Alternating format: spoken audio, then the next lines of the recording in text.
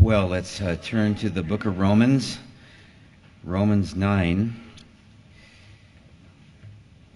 and we'll be starting today in verse 30. We're going to be seeing some things today that relate in some providential ways, I think, to what you've already seen and heard.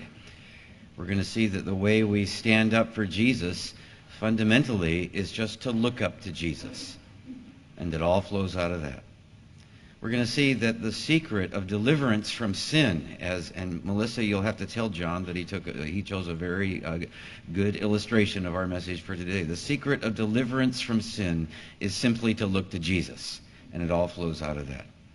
And not just deliverance, the secret of finding our acceptance, finding our righteousness, finding everything that he wants from us is just to look to him by faith and not to ourselves.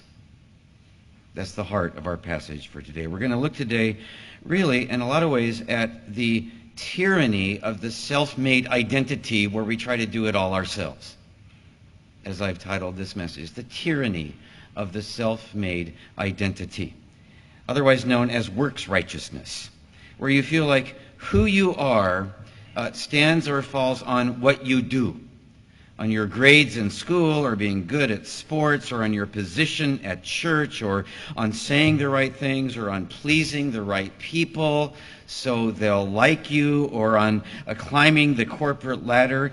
And if the truth be told, maybe you feel like you even have to impress God because your acceptance comes from you. It's based on your performance. We all fall into this in one way or another at one time or another.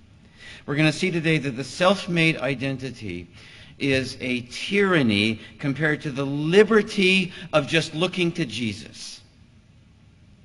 Compared to the liberty of what happens more and more as we do that. That is, the liberty that comes when he stirs up the indwelling Spirit, the Spirit of the living Christ, who brings our work to life and our worth to life. As the Spirit of the living God falls fresh on you. To which you can only say, as we'll see, and as we sang, breathe on me, breath of God. It all flows out of that. It's in Romans 9, starting in verse 30. What shall we say then? The Gentiles who did not pursue righteousness attained righteousness, even the righteousness which is by faith. But Israel, pursuing a law of righteousness, did not arrive at that law. Why? Because they did not pursue it by faith, but as it were through works. They stumbled over the stumbling stone, just as it is written, Behold, I lay in Zion a stone of stumbling and a rock of offense, and he who believes in him will not be disappointed. Brethren, my heart's desire and my prayer for them is for their salvation. For I testify about them that they have a zeal for God, but not according with knowledge. For not knowing about God's righteousness and seeking to establish their own, they did not subject themselves to the righteousness of God. For Christ is the end of the law for righteousness to everyone who believes. For Moses writes that a man who practices the righteousness based on the law shall live by that righteousness. They shall live by that righteousness. The Jews that Paul's talking about here, and this is a pretty deep and complicated passage with a very simple meaning. So let me start with an illustration. The Jews that Paul's talking about here remind me of some statutes that my sister and I saw while we were in Europe. They're called the Pregoni statutes. Back in 1976, she and I took a year out of college to bicycle and to camp through Europe, and then to spend some time in Asia with my folks who were missionaries there. One of the countries that we enjoyed most was Italy, and of all the places that we went to in Italy, the city of Florence, some of you may have been there, was the one we really fell in love with us. It's a jewel of a town with this cathedral that rises out of the midst. And it was in Florence, Italy, in the Gallery of the Academy, that we saw Michelangelo's famous statue of David, which I'm sure all of you have seen as well, which he finished when he was 26 years old. is one of the greatest sculptures that ever has been created, and it literally takes your breath away when you see it. It epitomized the humanism of his day, with the heroic scale of David, which was far larger than life size, his superhuman beauty and power, the swelling, volume of his form that was like vibrant with pent-up energy. David's looking off into the future with tremendous vitality and with prowess and with pride. Interestingly, his hands and his head are larger than you'd expect for the size of the body, and that's intentional because it gives you a feeling that man can go anywhere and do anything. This is the self-made man of the Renaissance. But I think what's most telling is his face. If you look carefully at David's eyes, you'll see that they're deeply disturbed. They're haunted. His brow is like furrowed. It's wrinkled, it's worried, it's dark, and it's pensive, and it's wondering about something as he looks into the future. It's the burden, really, of the self-made man, because deep down he knows it's all up to him. And you want to say to him what Christ said in Matthew 11:28, "Come unto me, all you who labor, all you who are weary, and I will give you rest." We're going to see today he gives us rest through the simplicity of faith righteousness. Now, you can't get into the room where David is without going through this long hallway. Any of you ever been there, Florence? Yeah, a number of you have. It's a hallway that leads up to David that's lined with what's called the pregoni statutes. Pregoni is Italian for prisoners. These are the ones that for some reason Michelangelo left incomplete. One of them has a head that's nothing but a block of stone with these crude legs, and his arms are pushing up against this, this massive marble that encases his head as though he's trying to break free. There's another block with the front half of the figure showing, but the back half is still half in stone. And it's like he's straining, he's stretching, he's striving to get out of this stone. It's a whole gallery of these tortured figures trying to break free. All of them leading up to the figure that has made it, the great statue of David, but he himself has this totally haunted look in his eyes. Today we're going to be looking at self-made men and at half-made men who'd like to be self-made but don't have what it takes to fulfill that desperate desire to measure up to some standard. We're going to be looking today at each and every one of us at one time or another. At the tyranny, the impossibility of works righteousness as you try to wrest, yourself out of stone. Works righteousness, that is trying to win God's acceptance by laboring on your own to turn yourself into what he wants you to be or into what you want to be, whatever that may be. Such people either soar with pride, if they end up looking like David at the end of the hallway, or crash with despair if they end up like the prisoners because they don't have the natural abilities to become a David.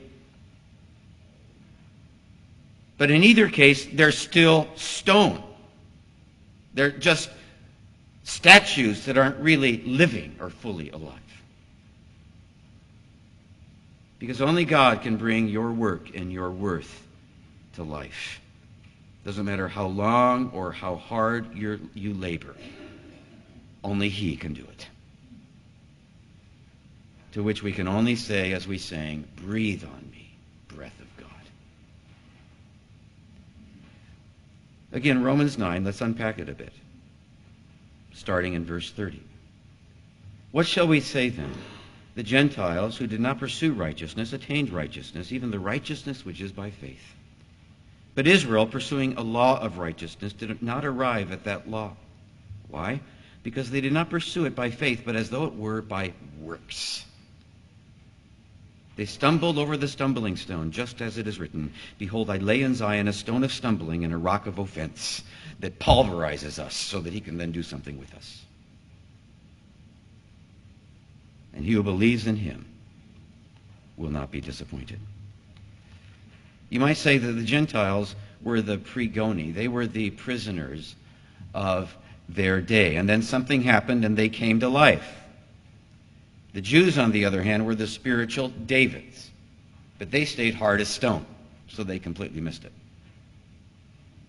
To put it in context, we're moving today from Israel's separation to our inclusion. From the question of how God, if you remember, the question that launched chapter 9 was, how could God reject his own people if it's really true that nothing can separate us from the love of Christ, which is chapter 8. We're moving today from God's rejection of the Jews to his acceptance of the Gentiles, that rejection of the Jews made possible. Because as we've seen, Paul's out to prove that God is not tyrannically sovereign. No, he's mercifully sovereign. So though the Jews have been set aside, it's for the sake of making them jealous by what he does with the Gentiles, by this masterful orchestration that's like a chess master, as we're going to see in a couple weeks. We move today, though, to the inclusion of the Gentiles that came thanks to Israel's separation. Paul begins by telling us why Israel was rejected and why we are now accepted by God. We've already seen that just because they were born Jews doesn't mean they were true Jews, and so God was rejecting those who weren't really Israelites in the first place as part of the answer. That was at the beginning of chapter 9. And now at the end of the chapter, he tells us what it took to be a spiritual Jew, a living person in God's eyes, a true child of God, and how it was that in God's mercy, the Gentiles became real children in their place. Again, verse 30, what shall we say then? That the Gentiles who did not pursue righteousness attained righteousness, even the righteousness which is by faith. But Israel, pursuing a law of righteousness, did not arrive at that law. Why? Because they did not pursue it by faith, but as though it were by works. Let's unpack this. Let's look at the New Living Translation. The NLT puts it this way. Well then, what shall we say about these things? Just this. The Gentiles have been made right with God by faith, even though they were not seeking him. But the Jews who tried so hard to get right with God by keeping the law never succeeded. Why not? Because they were trying to get right with God by keeping the law and by being good instead of by depending on faith. That is, it was all by works. They tried to carve themselves out of stone into works of great spirituality. And in so doing, they became so hardened by pride that they were crushed by the stumbling stone when Christ came rolling in. They never came to life. They were never softened from the inside out because they never looked to him just to believe. And it all flowed out of that. Just as it is written, verse 33, Behold, I lay in Zion a stone of stumbling and a rock of offense, which was Christ. And he who believes in him will not be disappointed, as you will be disappointed if you live by faith in your own work. This is for Christians and non-Christians alike, as is this whole section. Paul goes on to show us, first, the motivation of works righteousness, and he leads up to it starting in verse 1 of chapter 10. Brethren, moving on, my heart's desire and my prayer to God for them is for their salvation. For I bear witness that they have a zeal for God, but not in accordance with knowledge. Rather, their zeal for God was in accordance with ignorance, with pride. Verse 3, for not knowing God's righteousness, ignorance, and seeking to establish their own, pride, they did not subject themselves to the righteousness of God, for Christ is the end of the law for righteousness for anyone who believes. Again, the New Living puts it this way, for they don't understand God's way of making people right with himself. Instead, they are clinging to their own way of getting right with God by trying to keep the law. They won't go along with God's way. For Christ has accomplished the whole purpose of the law. All who believe in him are made right with God. The literal translation is Christ is the end of the law for righteousness to everyone who just believes. Which means, as we unpack this one verse, that Christ is both the goal of the law and it's how we get to the goal.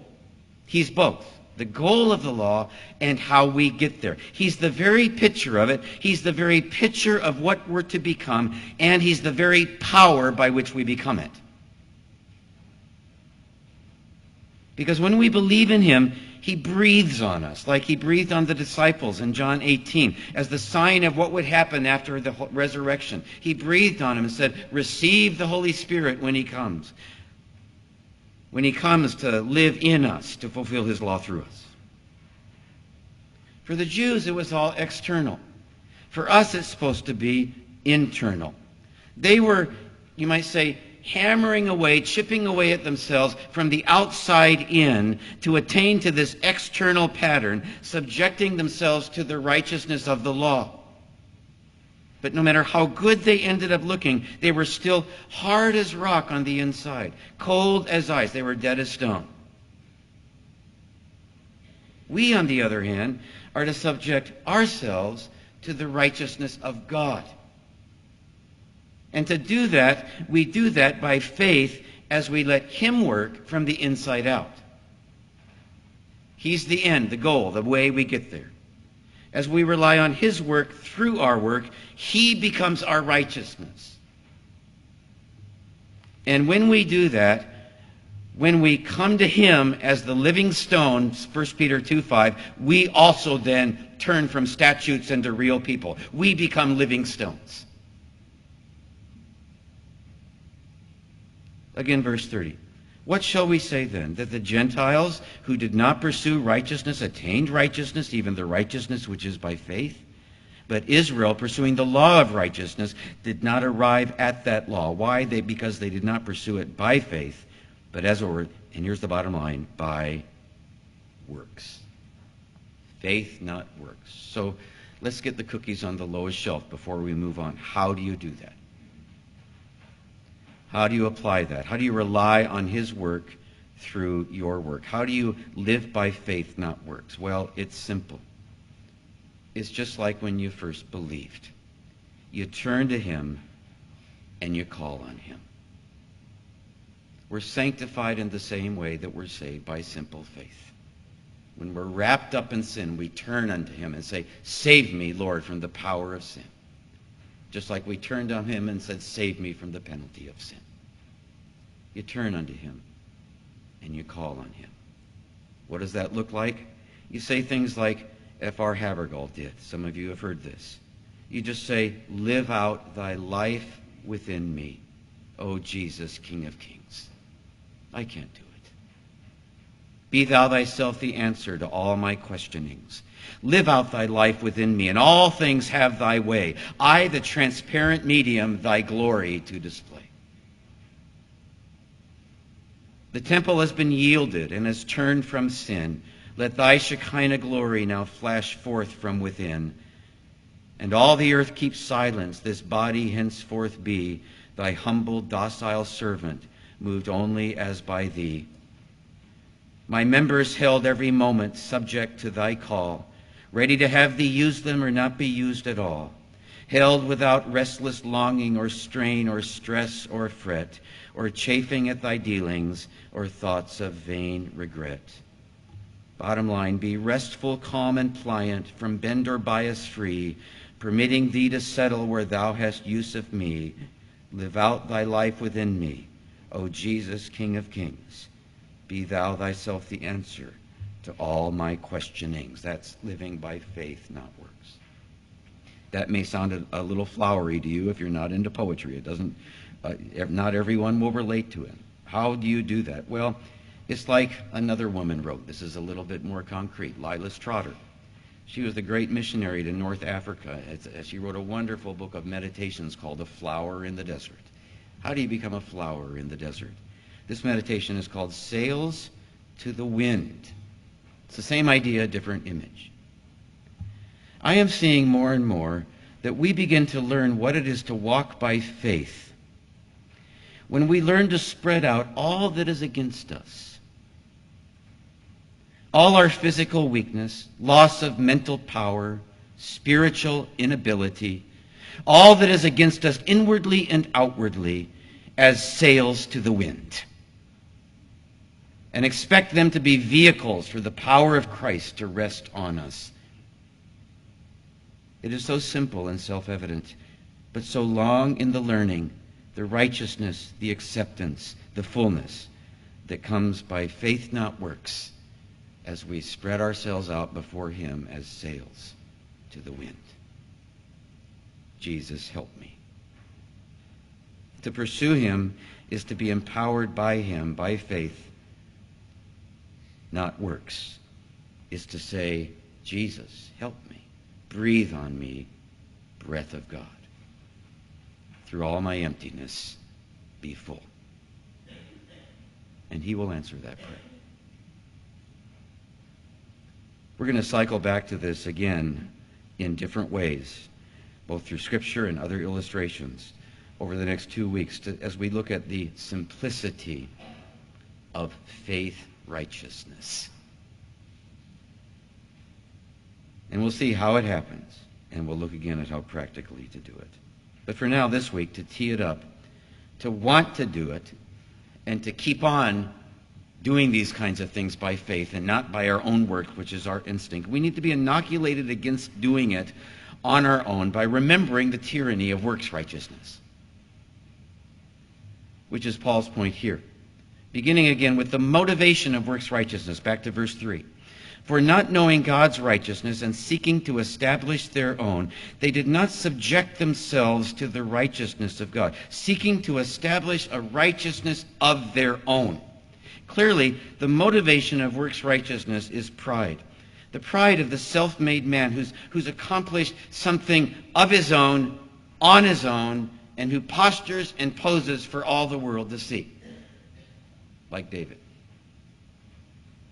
Which is precisely the Pharisees' problem. That's why Christ said to them, how can you believe when you receive glory from one another? John 5:44. That is, how can you turn to me and believe and let me glorify you by my Spirit in you when you're so turned from me and fixated on getting glory from other people? Can't happen. That's pride. That is, how can you subject yourself to God's righteousness? How can you look to him when you're enslaved to man's acceptance?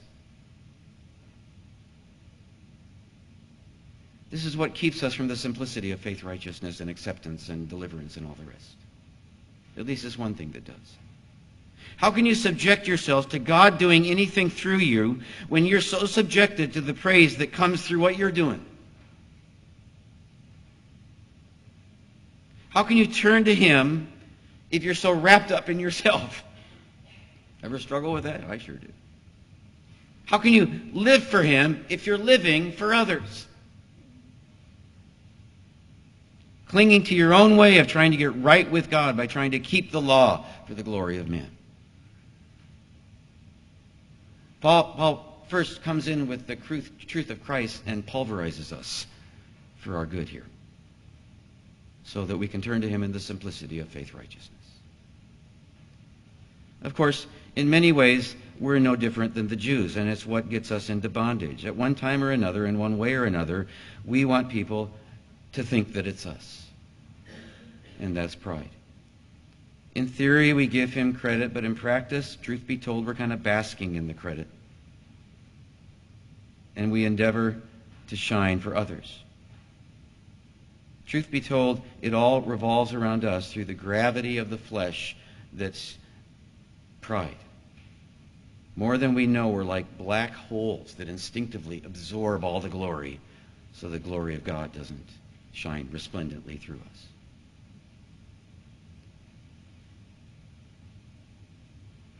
Oh, live out thy life within me. Breathe on me, breath of God. Forgive me, Lord. Wesley Nelson put it this way: there would be nothing offensive about a way that would permit us to see ourselves as becoming better and better Christians, achieving greater and greater success in devotion, morals, and service and witnessing. This would be a quite challenging and satisfying to human nature. Such a way of achievement, however, contains the seeds of sinfulness within itself, for it still revolves around ourselves. God is still left on the periphery of life to be used as a lever to help self achieve what it desires. Since such a way does not make it possible to honor God as God, it cannot break from the power of sin. Even in the Christian, man's sinfulness is not honoring God as God, and often persists in the form of assuming some credit for what seems to be superior devotion. When we serve God faithfully and devoutly and feel we are more acceptable to God than someone else, we show an attitude of pride in works that can nullify the simple grace and faith relationship. Without the grace relationship, without the faith relationship, where it's all from Him and through Him and to Him, even the Christian can become cold as stone, hard as rock, just a work of the flesh. Because only God can bring your work to life and your worth to life. Doesn't matter how long or hard you labor, only He can do it. So the motivation of works righteousness is a kind of pride where everything circles around us and we don't even realize it. And for the sake of the glory of men, thanks to the gravitational pull of the flesh, it will not simply submit itself to the inside-out righteousness of God with sails to the wind. For not knowing God's righteousness, again Romans 10:3, and seeking to establish their own, they did not subject themselves to the righteousness of God, which for Christ is the end of the law for righteousness to everyone who believes. Which brings us to our last verse for today, one which takes us from the motivation of our pride to what it leads to, and that is really the desperation of our imprisonment, which you'll find in a single verse, our next verse, our last, verse 5. For Moses writes that the man who practices the righteousness which is based on law shall live by that righteousness. There's a whole lot in this one verse. But the emphasis that Paul is taking here is this. It's almost a curse. It's almost a judgment that he's speaking. As in, okay, I'll have to give you what I've chosen. If you choose a standard of perfection on your own, you shall live under the tyranny of that standard.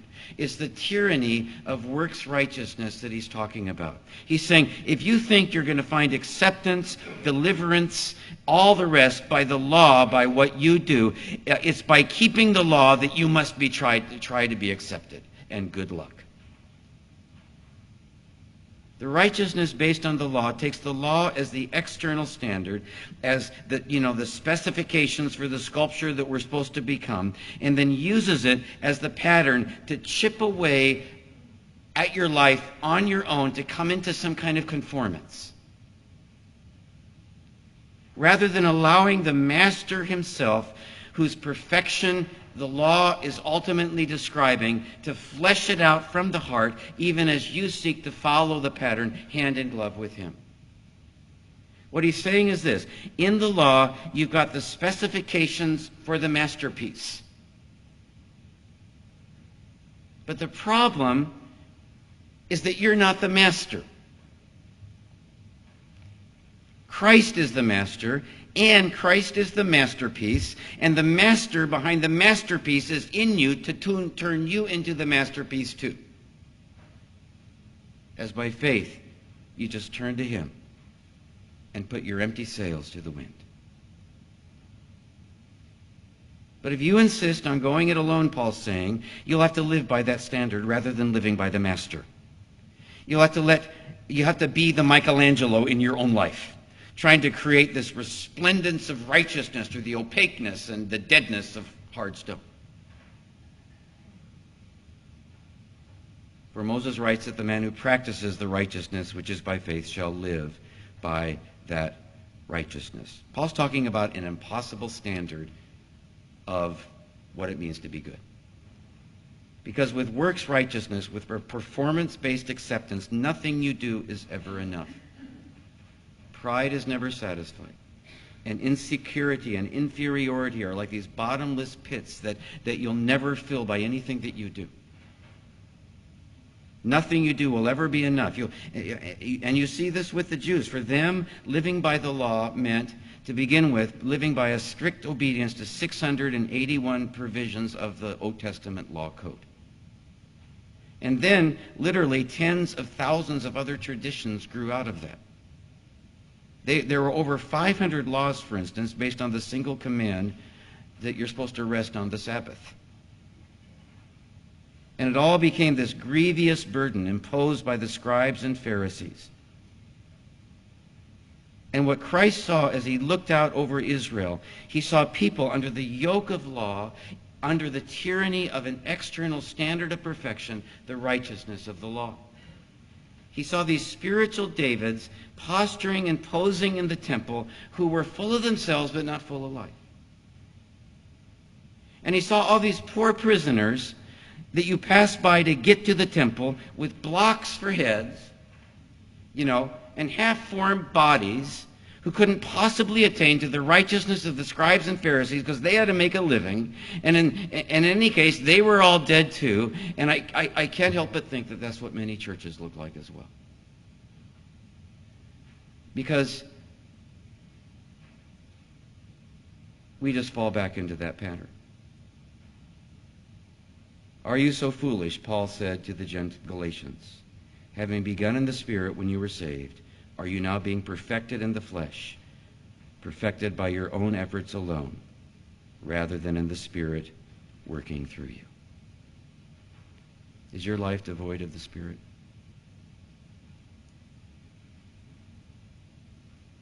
He'll come, especially as all together we say, breathe on me, breath of God. That's my only life. Michelangelo was a proud man. And so Michelangelo was also a very tormented man. His goal, not many know this, but if you read his biography, his goal was to create an immortal statue that literally came to life. He was haunted by this desire to free a living form from the marble. He knew he couldn't do it, but he couldn't stop trying. And more it drove him, which is the classic double bind to pride. You got to do it, but you can't do it. We saw this too back in 1976. My sister and I also went to Rome, where we visited St. Peter's Basilica. And this is where you can see Michelangelo's famous statue of Moses, and it's universally acclaimed as his probably greatest work, even greater than David. Of course, the artist wasn't satisfied with it, and so when he was done, he looked it over, and a fit of rage, he was elderly by then, in a fit of rage, he struck the stone, Moses' leg, with one of his tools, and he said, "Why do you not speak?"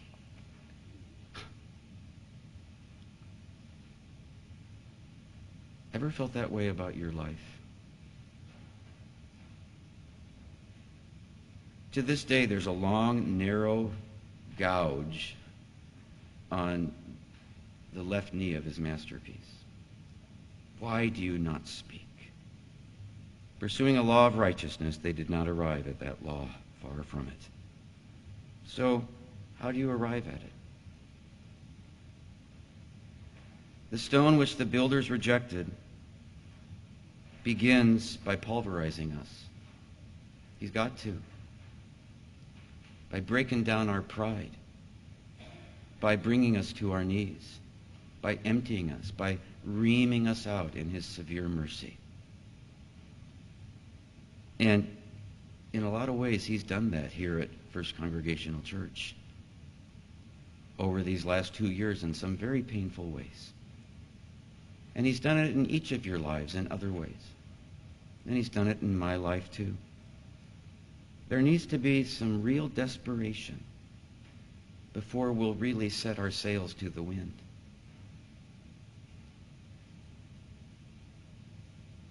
Which is just what has happened here in our congregation. And what happens then once you're pulverized? Well, this week I was thinking about that stone that does that work, that Christ. What happens then? Well, I was reminded I couldn't get this off my mind, so I just had to read it to you. It's the final scene, or one of the final scenes, in The Lion, the Witch, and the Wardrobe by C.S. Lewis. How many of you have read The Lion, the Witch, and the Wardrobe? A number of you. At the beginning of the story, as you guys know, the White Witch, who represents Satan, has turned all these poor creatures into statues by her devilish spell. You might call it the spell of works righteousness. The last chapter of the book is titled, What Happened to the Statues? Aslan represents Christ, and he finally came back to Narnia, and the chapter begins in the courtyard of the witch's castle. What an extraordinary place, cried Lucy. All those stone animals, and the people, too. It's like a museum. Hush, said Susan. Aslan's doing something.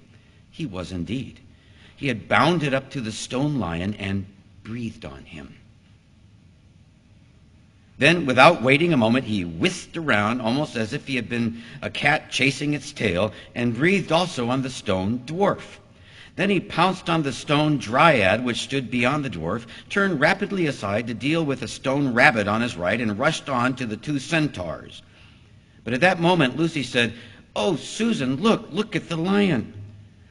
I expect you've seen someone put a lighted match to a bit of newspaper. For a second, nothing seems to have happened. And then you notice a tiny streak of flame creeping along the edge of the newspaper. It was like that now. For a second after Aslan had breathed upon the stone lion, he looked just the same. Then a tiny streak of gold began to run along his white marble back. Then it spread. Then the color seemed to lick all over him as the flame licks all over a bit of paper.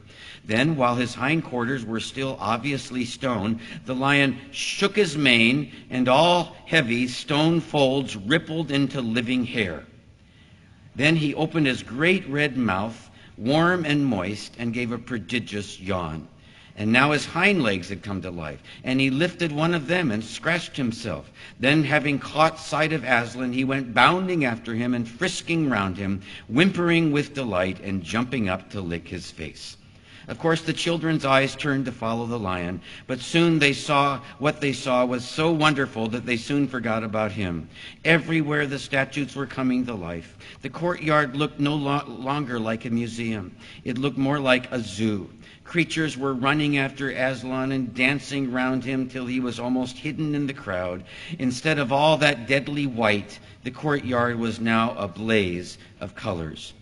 And instead of deadly silence, the whole place rang with the sound of happy roarings, brayings. It reminds me of what I hear when you sing those great hymns. Yelpings, barkings, squealings, cooings, neighings, stampings, shouts, hurrahs, sounds of laughter. And then he concludes, "Now for the inside of the house," said Aslan. "Look alive, everyone. Upstairs and downstairs and in my lady's chamber. Leave no corner unsearched. You never know where some poor prisoner may be concealed." You never know where some poor prisoner may be concealed. For that to happen, there's our part and there's his part. His part is to break us down. That's the fundamental of how he does it. And next week we'll see our part. This week, his part. He breaks us down, and then he breathes on us the breath of life. We need his Pentecostal breath. We need like nothing else, given where we are in the history of this congregation, his Pentecostal breath, the Pentecostal breath of his fullness through the abysmal depth of our brokenness. He's got us in a very good place. All we have to do is to say, "Breathe on me, breath of God. Fill me with life anew." In so many ways, that's the cycle of the Christian life, over and over again. And it happens to individuals and to congregations, where we go from tyranny, from slavery, from futility, from agony to liberty, where we just turn to him to ever deeper degrees out of ever deeper needs, ever deeper emptiness that dispels the hardness and gives us the fullness of his life.